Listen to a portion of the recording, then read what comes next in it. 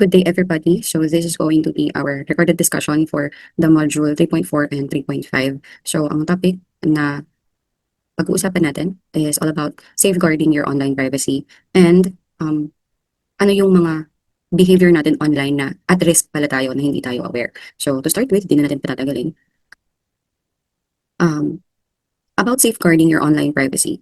So paano ba natin to pwedeng magawa or gawin? Last time pinag-usapan natin is how to maintain yung data natin, how to keep it safe, or where to store it. So tinatago natin ito or nagka-create tayo ng backup sa ating network computer or sa ating mga personal computers. And then meron tayong secondary location tinatawag or secondary backup location. And then third is the cloud. And then we also talked about what are you going to do or what are the things that you must check if you are going to agree on the terms of service or terms of conditions that we are agreeing to every time na tayo ay mag-fill out or gagawa ng account sa any platforms.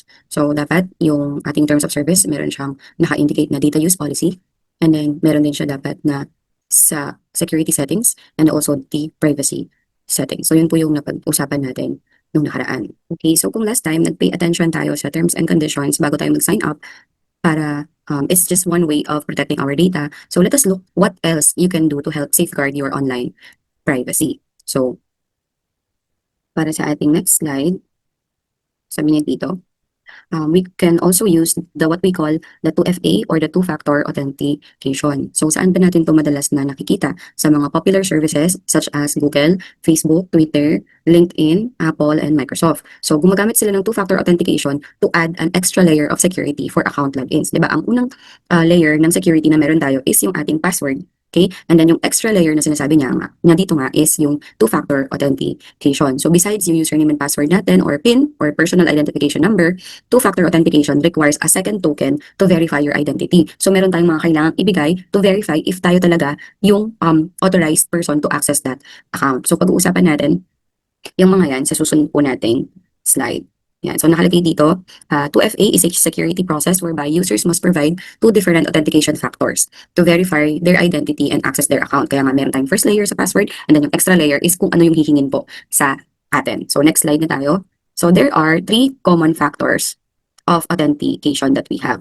First is something that you are. From the word itself, you are, ikaw mismo. Nasa sayo siya. Hindi mo lang siya basta dala, kundi ikaw talaga ito. So this type of 2FA includes, ito yung ikaw lang yung meron or ikaw lang yung unique na merong ganito. Example, fingerprint. So, lahat ng tao magkakaiba ang fingerprint. Magkakaiba po tayo kaya hindi pwedeng ma-open yan ng kahit na sino unless binigyan mo siya ng parang permission para magkaroon din ng access or makapag-save din siya ng biometrics niya doon sa kahit anong device mo or account. Next, retinal or facial scans. Retinal, yung ating eyes, ini-scan yan. So, magkakaiba tayo ng retina. And then facial, yung ating mukha, kahit kambal pa po kayo. But there are some instance is pwede siya. So, siguro glitch na lang yun ng system. But, kung hindi na-recognize yung mukha mo, hindi ka makaka-access. Kasi nga, hindi ikaw yung registered facial identification. Next, handwriting. So, paano nangyayari ito? Handwriting analysis. Kasi magkakaiba tayo ng stroke ng pagsulat. Kahit sabihin mo na dinaya mo yung sulat niya, meron pa rin tayong kanya-kanyang stroke of handwriting na hindi makokopya ng iba. Next is voice recognition. So there are some devices that can be accessed through voice recognition. Even nga yung mga smart cars, diba? Sabihin mo lang, magkasalita ka lang, and then mag-start sila. So by voice, kasi magkakaiba din tayo ng boses. So that is something that you are. Ikaw siya mismo. Okay? Next naman, meron tayong tinatawag na something you know. Ito is from the word you know, ikaw lang yung merong alam. So this might be the most common factor used in two-factor authentication. So way back, si Google, ganito yung hinihingi niyang 2FA. Pag nakalimutan mo yung password mo, example, tatanong niya, what's the name of your first pet? Tapos, what's your mother's maiden name? Who's your favorite teacher? Where did you study in elementary? So bakit may mga question? Kasi nga, something na alam mo at something na ikaw lang ang may alam ng sagot para dito. So yun po yun. Next naman tayo is something that you have. Something na mayroon ka. Magkaiba ang something you are, something na ikaw, and something na meron ka. Okay? So ito yung something na meron ka, ito yung mga physical objects na dala-dala mo. So this type of factor is typically controlled through a device that is known to be in the possession of a rightful user. So dito na pumapasok yung mga nare-receive nating one-time password or one-time PIN. Example, di ba, kapag nag-login tayo sa Google, hinihingi na bigyan mo ng access from doon sa phone na originally doon ka ay nakalagin. So, kailangan mong bigyan ng access from that phone para makapasok ka doon sa pinaglalaginan mong device. Another po, nagsisend sila ng SMS or ng email para mabigay yung mga OTP para maka-access ka doon sa hindi pa siya parang hindi familiar yung account mo na doon ka nag-login. So, ganon. Ano pa ba? Even sa mga credit cards or mga bank card. So, kapag nagkakaroon ng online transaction, di ba hingin dyan yung account name mo, hingin yung account number, ay hindi pala account number, card number, and then card name, and then yung hihingin dyan yung kung kailan yung expiry date, and then may hinihingi pa na isa. So if you're going to look at the back of the card, yung sa tabi ng kung saan ka nagsisignature, so may makikita ka doon na CVV. Yun yung may 3 digit na number, o 3 digit, and then yun yung tinatawag na CVV. Parang pin siya nung card, na kapag nagkaano ka ng online transaction, kailangan mo yun i-input para ma-push through yung transaction. And then after that, manghihingi ng OTP, ulit magsisend ng SMS sa'yo para mabigay mo yung PIN or one-time password para tuluyan ng tawag dito, makapag-payment ka online. So that is the 3 common factors of authentication. Next, meron naman tayong tinatawag na open authorization. So you are authorizing, magkaiba po yung authenticate. Itong authenticate is sinusure niya, sinisigurado niya na ikaw talaga ang tao na to. Dito naman sa open authorization, binibigyan mo ng permission yung isang account para makapag-open ka or makapag-login ka sa isang account. So paano siya? Sabi niya dito, allows you to use your credentials to access third-party applications. So example, di ba pag mga kunwari bagong download yung games o kunwari ML, ganyan, or Mobile Legend, mag-login ka ngayon. So instead of magsa-sign up ka pa, kasi iba ang sign up sa login. Signing up is bago ka lang, magkikreate ka ng account mo. So kung walang choice na signing up, bibigyan ka ng option na logging in. So ibig sabihin ng login is i-click mo or gagamit ka ng existing account para yun yung gamitin mo na account doon sa game na dinownload mo. So yun nga, 'di ba? Para maka-access ka or makapasok ka doon sa mismong game, kailangan mong magbukas ng account. 'Di ba? Pinindot natin diyan yung Facebook or Google. So pag kinlik natin yun or tinap natin kung aling mang social platform or platform yun, 'di ba may magpa-pop out. So kung Google siya or Facebook, sometimes hihingan ka pa ng username and password. Pero madalas, kapag nakalagin ka na doon sa mismong device, na nakalagay na talaga yung account mo dun sa device na yun, may magpa-pop out na lang na binibigyan mo ng access si Mobile Legend para gamitin yung information mo na or information or account mo sa Facebook. And then, pwede ka na maka-access. Ganun po yung open authorization. So, kahit hindi ka na mag-login, basta meron kang mga online services platform, pwede kang makapag-login. Next. So, dito sa social sharing. So, it is just an activity. So, dito is, ano yung mga kailangan mong i-update? Kung kunwari, bago ka sa trabaho, okay, mag-edit ka ng profile mo. So, ano yung mga kailangan mong palitan? Ang sagot dito is yung, so ang sagot dito ay name of organization. Kasi nga, may bago kang trabaho. So, kailangan mong i-update yung profile mo para yung mga makakakita or titingin ng profile mo, makikita nila kung ano yung current job mo. Yan, at saan ka nagtatrabaho. And then yung profile picture. Syempre, sa tagal, kunwari, kung saan ka man nag-work.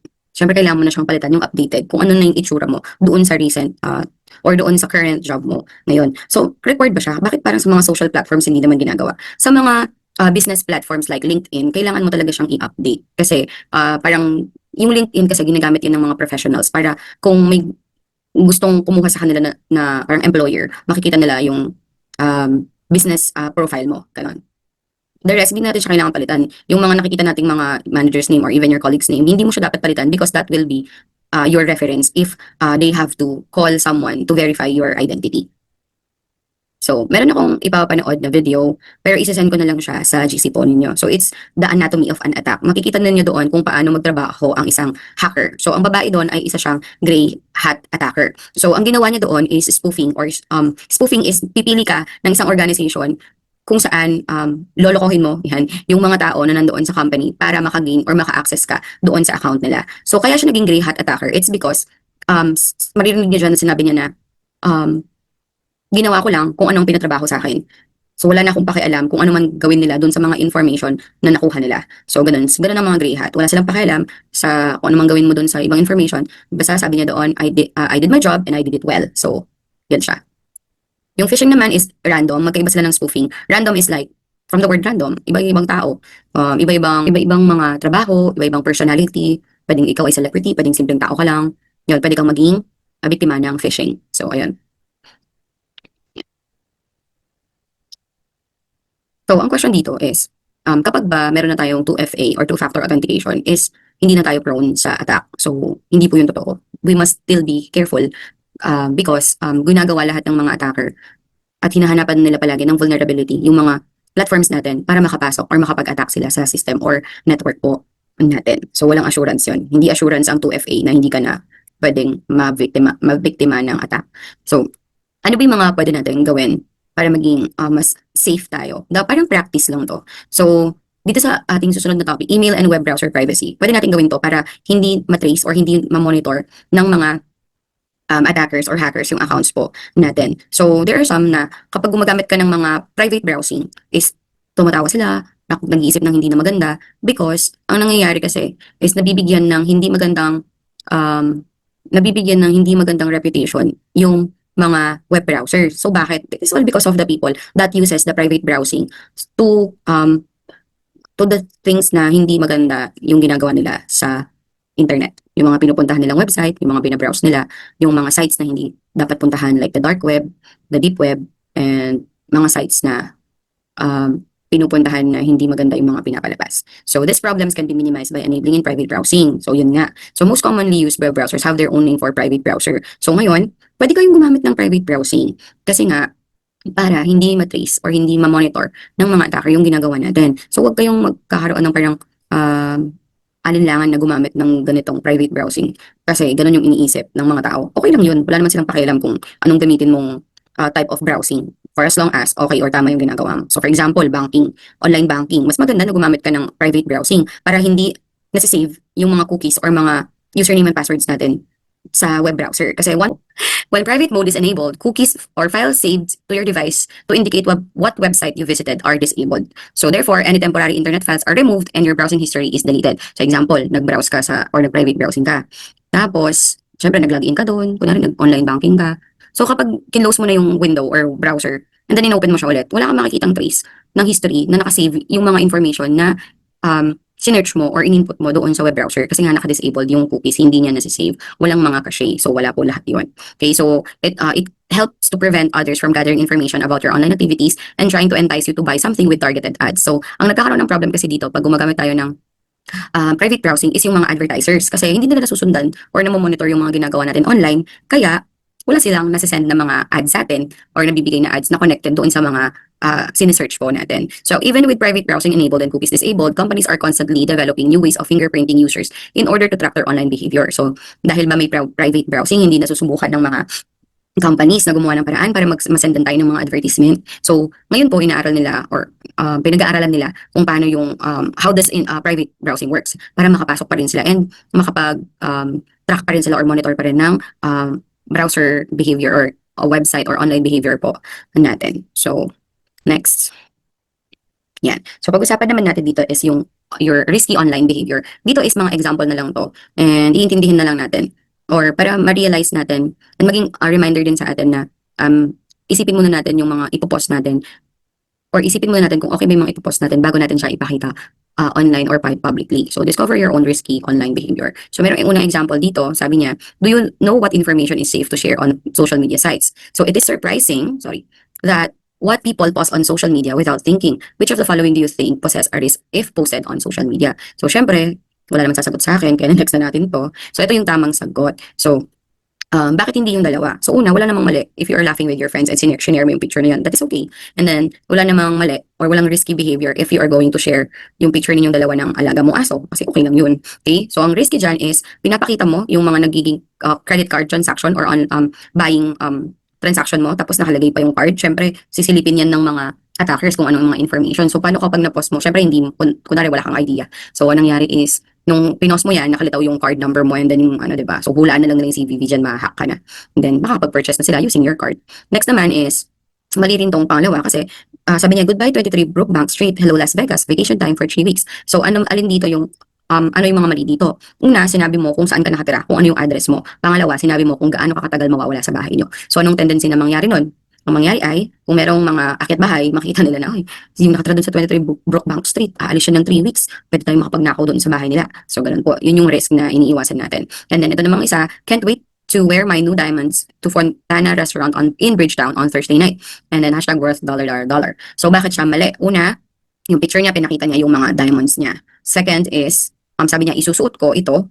Tapos sinabi niya kung saan, sa Fontana Restaurant in Bridgetown, di ba, detalyado talaga siya. And kung kailan niya, or kailan siya pupunta doon. So Thursday night. So pupunta yung tao na pwedeng abang sa kanya para nakawin yung mga diamonds niya. Kasi nga, it is worth dollars. So yun yung mga risk na dapat nating iwasan. So this is going to be your activity. And ipasa nyo na lang yan siya sa akin.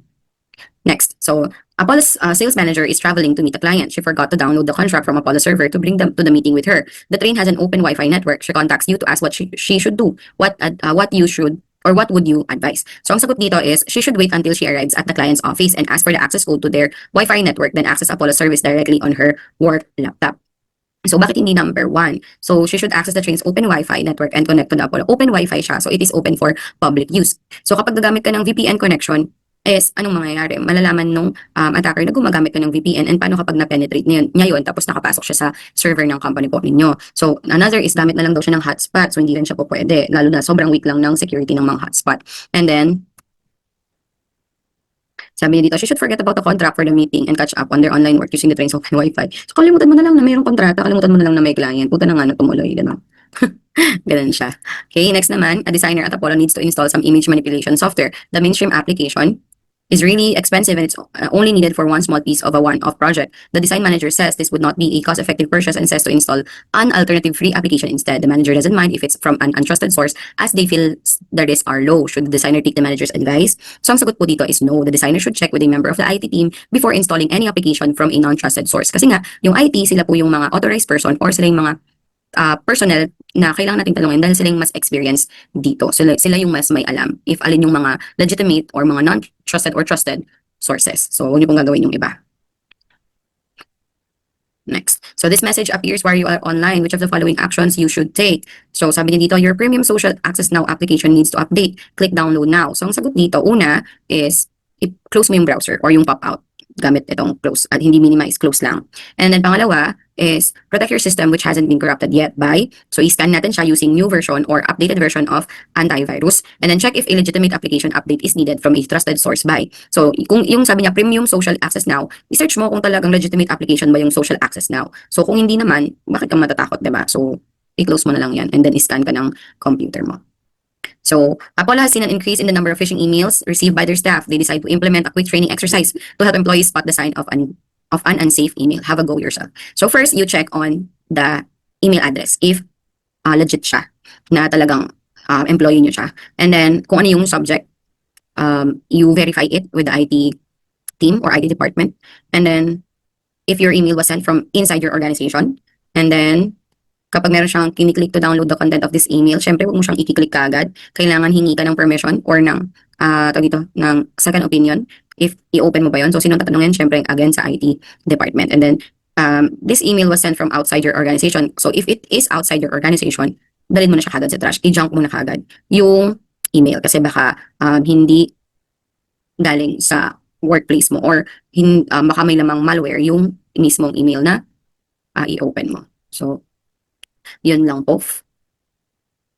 Yan. So, yun lang po yung discussion. Maiksi lang po siya and I hope kahit pa paano may naintindihan kayo. Yun lang. Thank you and bye.